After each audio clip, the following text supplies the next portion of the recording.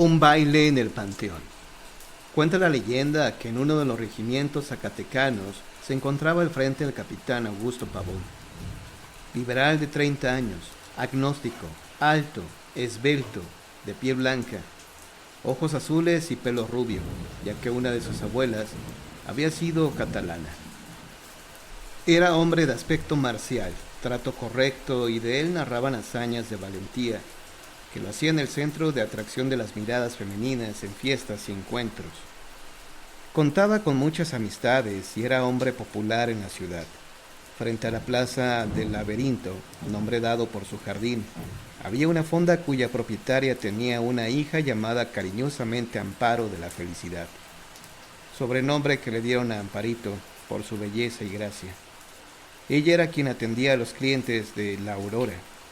Muchacha devota, cada mañana ponía flores en el Cristo que adornaba la pared derecha del establecimiento. El capitán Pavón acudía diariamente a la hora del almuerzo y solía sentarse a la mesa con un amigo empleado público de nombre Juan García, quien era un pillo de mediana edad. Juanito, como era conocido, era un tipo por demás gracioso. Sabía un millar de chistes de todo color. Era buen conversador y si no lo había vivido, lo inventaba. Y Augusto, el capitán, pasaba menos ratos con su amigo, a quien lo fue haciendo su íntimo. Como Amparito gustaba de cantar y no tenía mala voz la chiquilla, muchas tertulias se prolongaron hasta la madrugada. Las pasaron con guitarra y las copas de licor en las manos. Amparito lograba con ello enamorar al capitán, su oculta pasión, amén de que ayudaba a su madre a hacerse de buenos pesos, ya que el capitán pagaba religiosamente cada quincena cuando le llegaba su raya. La noticia de que el regimiento de Pavón iba a ser movilizado al frente de batalla cayó como un balde de agua helada sobre los tres amigos. A modo de despedida decidieron correrse una última juerga. Contrataron a una banda de músicos y Amparito preparó una suculenta cena. Todos los invitados a la parranda brindaron por el feliz éxito de la campaña militar.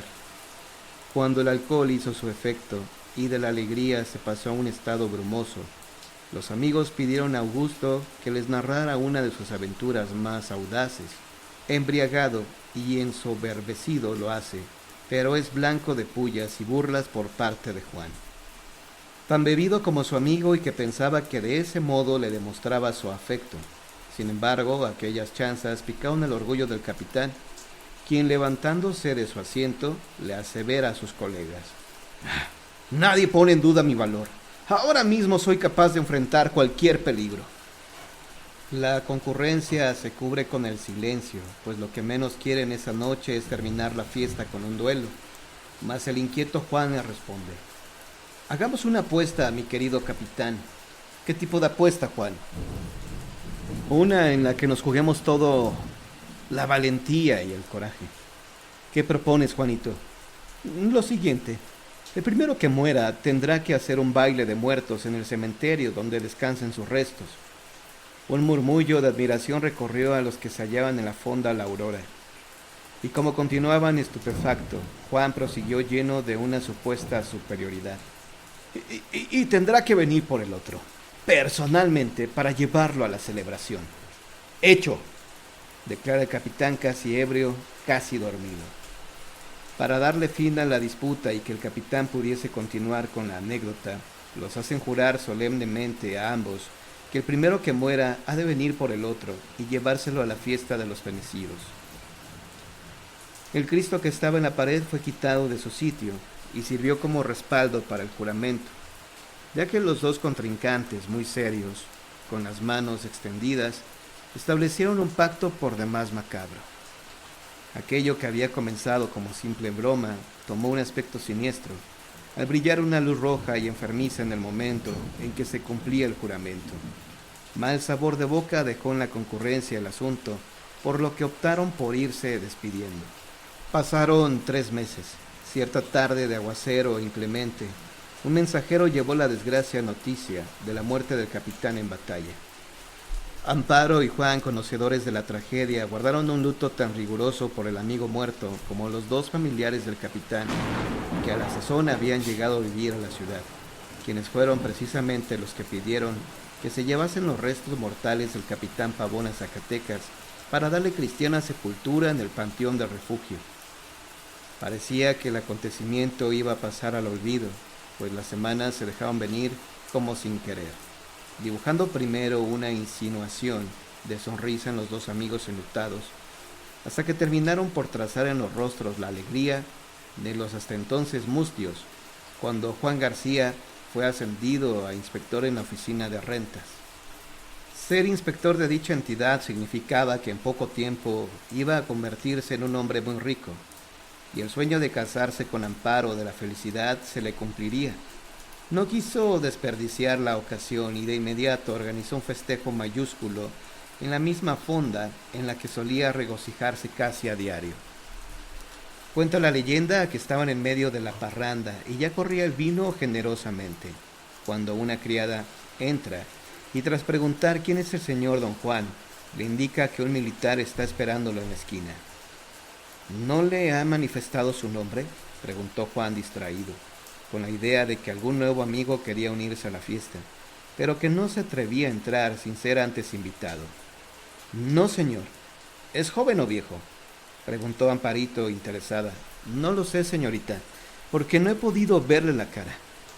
Viene embozado en su capa y solo pude notar su kepis bordado en oro y sus botas de charol relucientes. Diga usted, por favor, que hoy no puedo recibirlo, que estoy con mis amigos, que venga mañana, pidió Juan, molesto por el interés que Amparo de la Felicidad mostraba hacia los militares. Salió la criada con el recado y volvió al poco rato, con la misión de volver a pedirle al señor Juan García que saliera de inmediato porque era urgente cuanto tenía que decirle. Juan recordó en ese momento lo que había jurado y temeroso le solicitaba a la criada que haga el favor de pedirle al militar que pase a la fonda. Entró el embozado en una capa negra, negra las botas, negro el kepis, y sin decir nada tomó asiento en un rincón. La concurrencia había enmudecido, muchos de los que ahí estaban habían presenciado el juramento y se sentían presas del pavor. Juan García, hiciste un juramento ante la imagen de Cristo crucificado. Cumple ahora el pacto. Me has hecho levantar de la tumba. Por caridad te pido, acompáñame para que mi alma descanse en paz. No bien terminó de hablar el hombre de negro cuando todos los concurrentes desaparecieron como almas que lleva el diablo. No así García, quien quizá por estar demasiado borracho o demasiado impresionado, tomó su sombrero y se dispuso a seguir al aparecido. Ni una palabra pronuncian durante el camino. No se percataron de que a corta distancia lo seguía Amparito, quien a pesar de estar en carne viva, muerta de miedo, navegando su alma en el reino de lo inmisericorde, quería saber lo que estaba aconteciendo. Llegaron hasta el panteón. Abrieron la puerta principal con un ruido de goznes chirriantes que dejaba al alma en un hilo. Fueron andando hasta el centro del recinto mortuorio, hacia un sitio donde aparecía una luminosidad que encandilaba y del que salía una música lúgubre, tétrica. Algo horripilante debió ver Juan García Ponce, porque perdió el sentido y cayó como muerto. Al día siguiente la mayor parte de la historia se aclaraba. La propia Amparito le había reprochado al capitán Augusto Pavón lo pesado de la broma. Todo había sido un truco preparado con esmero. La muerte del capitán en batalla fue fingida y le pagó a un mensajero de mentira para que difundiera una voz alejada de lo auténtico. Fue una farsa la llegada de los supuestos parientes a Zacatecas, tanto o más como el traslado del cadáver, ataúd que vino vacío y fue enterrado sin nada dentro, y en fin, falsedad hasta la fiesta en el cementerio. La gente no salía de su asombro. Asaltaban a Juan García Ponce en medio de la calle y le preguntaban si le asustaban los muertos para burlarse del desdichado, quien de pronto se había olvidado de sus pillerías, parrandas y amores. Algunos felicitaban la audacia del capitán Pavón, a quien llegaron a nombrarlo comandante en jefe de bromas y chanzas de la ciudad, en tanto que otros, entre ellos el obispo de la localidad, reprocharon amargamente la conducta demencial de ese militar, quien se había burlado hasta de las autoridades castrenses y religiosas. Pero mal, muy mal debió caerle la bromita al pobre de Juan García Ponce. De nada le valió haber recuperado al amigo, quien había anunciado nupcias con Amparito, ni el flamante empleo cuyas comisiones y tajadas ilícitas eran de lo más jugoso, porque no se reponía del susto. Comenzó a sufrir de extrañas palpitaciones. El rostro le fue perdiendo colores hasta hacérsele cetrino y luego demacrado, cadavérico, y finalmente una mañana cayó muerto en medio de la plaza de la Loza, cuando se dirigía a la fonda acostumbrada. Triste fueron sus exequias. Largas las caras, duras las miradas que los zacatecanos dirigían al capitán, pues si bien el tal García era un pillo de 7 suelas, ello no justificaba el haberle dado muerte de un susto. Así las cosas, el capitán se hizo un hombre por demás devoto. Casi una tercera parte de sus ingresos los destinaba ahora al auxilio de los más necesitados. Amén de que no faltaba misa ni un solo día de la semana. Fue un año después de la muerte del amigo cuando el extraño suceso aconteció. Llovía y la noche arrastraba vientos huracanados, gélidos e inusuales para la región. A altas horas de la noche, cuando estaban por cumplirse las 2 de la mañana, 3 aldabonazos sonaron a la puerta de la casa del matrimonio Pavón, los que despertaron a Amparito, no así al capitán, quien a pesar de la hora avanzada no dormía, sino que velaba rezando por el alma del amigo. No había podido limpiar sus culpas. «Te acompaño a abrir», dijo Amparito, echándose un rebozo sobre los hombros, y al ver que su marido colocaba los 2 pistolones en la cartuchera que abrochó a la cintura. «No, mujer, esta es una cuenta pendiente que a mí me toca pagar». Bajó, abrió el portal y no vio a nadie. Estaba por devolverse hacia sus aposentos cuando una voz le llamó a sus espaldas. «Capitán Pavón, a usted busco». Sin dar un respiro dio media vuelta y con toda su sangre fría descargó las pistolas sobre la aparición, la que reculó tocada por los fogonazos al impactar contra su cuerpo. Los balazos habían sido tirados tan a quemarropa que era evidente, nadie podía resistirlos. Es más, quien los había recibido a estas horas debía tener un hoyo enorme en el pecho. Y así era, efectivamente, aunque la figura permanecía en pie, con el aire traspasándola por el agujero de bala. «¡Traidor!», exclamó, para tomar de la mano a su antiguo amigo y llevárselo con él. El capitán Pavón, que por un momento quiso resistirse, dejó caer los brazos, las manos y de ellas las armas, completamente derrotado para entregarse a su suerte, ya sin asomo de valentía. Tanta fue la sensación de pérdida que embargó al alma del capitán, que los rubios cabellos de súbito tornáronse blancos, y la edad le cayó encima como las encinas castellanas les tuercen la rama a los años. De nueva cuenta, Amparito hizo el viaje en silencio hasta el panteón de refugio, y parecía que la escena iría a repetirse. La música, la luz que encandila, los chirridos de los goznes, pero esta vez las ánimas se fueron con su fiesta a otra parte. Cuando quiso alcanzar a su marido, la puerta de la cripta se cerró, dejándola llorosa, tumbada bajo la lluvia. Doña Amparo, ya una vieja fondera, había perdido la costumbre de llevarle flores al Cristo que tenía en la pared de su fonda. La mujer que antes hubo de ser una sílfide engordó, no volvió a casarse, y se contaba que por las noches hablaba sola. Si bien no había perdido la razón completamente, la tenía como enlodada por las tierras del cementerio y magullada por dolores de ultratumba. Bueno, al menos esto era lo que decían las comadres, porque la señora había colgado el crucifijo de cabeza y mirando a la pared, y si alguien le preguntaba la razón de aquello, le decía simplemente que aquel Cristo estaba castigado.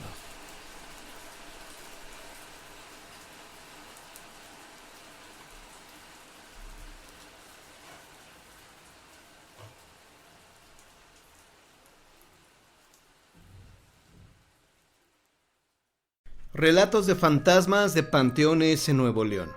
Algunas personas evitan visitar los cementerios, pues les infunden mucho miedo por las historias que de estos se cuentan. En general se habla de apariciones fantasmales que se pasean entre las tumbas.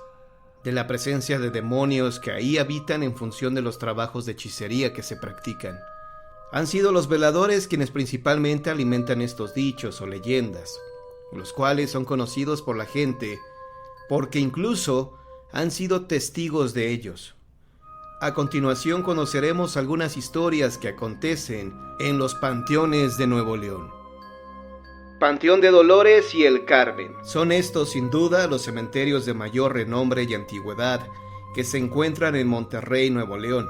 Estos panteones, que ahora forman uno, fueron los primeros en ser construidos para la burocracia regiomontana, y en él descansan exgobernadores, empresarios y gente de la cultura de este estado. Por su belleza arquitectónica y sus tumbas, este camposanto es considerado Patrimonio Cultural de Nuevo León. El Carmen fue diseñado por el arquitecto Alfred Giles y se encuentra en la avenida Washington, Colonia Centro, y abrió sus puertas en 1901, y el de Dolores en Aranberry, esquina 20 de noviembre. De este cementerio han surgido algunas leyendas muy interesantes. Manuelita Sánchez Bavarro, viuda de Chávez Nava. La tumba de esta mujer, quien fuera esposa del educador Filiberto Chávez Nava, se encuentra en la que han bautizado como la esquina del Magisterio, pues se encuentra rodeada por el sepulcro de Miguel F. Martínez, Pablo Olivas y otros personajes que fueron pieza clave en la educación regia. Lo peculiar que tiene esta tumba es que sobre la lápida y dentro de un nicho está la escultura de Manuelita en tamaño real hecha en mármol. Se encuentra sentada en su silla y te recibe con un gesto severo. Las personas que no conocen esta tumba se han visto sorprendidos por la imagen, pues el cristal que la protege provoca una ilusión óptica y piensan que alguien quedó atrapado en este sepulcro. Esto ha provocado que algunas personas aseguren que se mueve. Estas historias son las que narran los vigilantes del cementerio. Otros incluso le atribuyen milagros, aunque no hay constancia de esto y solo queda en el rumor. Leyenda del niño violinista. Como en la mayoría de los cementerios de México, las tumbas de los niños son las que más impacto generan entre la gente. En el Panteón del Carmen descansan los restos del infante Gregorio Alanís González, nacido en El Cercado el 17 de noviembre de 1895, hijo de Ramón Alanís Tamés y de Manuelita González, padres cultos y de buena posición económica. Desde muy chico Gregorio mostró interés por la música clásica, y como su padre se dio cuenta de tal virtud, le compró un violín Stradivarius, uno de los más caros del mundo. Gregorio comenzó a tomar clases y en unos años se convirtió en un magnífico ejecutante. Lo conocían como el niño virtuoso del violín. Su fallecimiento llegó sorpresivamente cuando tenía 13 años de edad. Falleció el 13 de agosto de 1908. No se saben las causas de su deceso. Los padres de Gregorio mandaron construir una estatua donde inmortalizaron a su hijo, llevando debajo del brazo izquierdo su violín. Lo que se cuenta sobre esta estatua es que durante las madrugadas, entre la 1 y 3, cobra vida y toca bellas melodías con su violín. No han sido una o dos personas las que lo han escuchado, sino varias. Leyenda o sugestión, no todos los testigos conocían la historia. De hecho, es una leyenda que se ha ido perdiendo con el paso del tiempo. La chica fantasma que camina entre las tumbas. Durante la madrugada, taxistas que han pasado en medio de los dos panteones han observado a una chica que camina a paso lento y solitaria, con dirección al cementerio. Incluso algunos taxistas han tenido la suerte de que les haga la parada y suba a sus unidades. Después desaparece misteriosamente cuando estos detienen el vehículo. No se tiene la remota idea de quién podría tratarse, pues en Nuevo León hay varias historias de fantasmas que aparecen en la carretera. Otras historias de cementerios en Nuevo León. Panteón Municipal San Jorge. Los veladores de este cementerio han visto pasar durante la madrugada a un niño de aproximadamente 6 años de edad jugando con una pelota.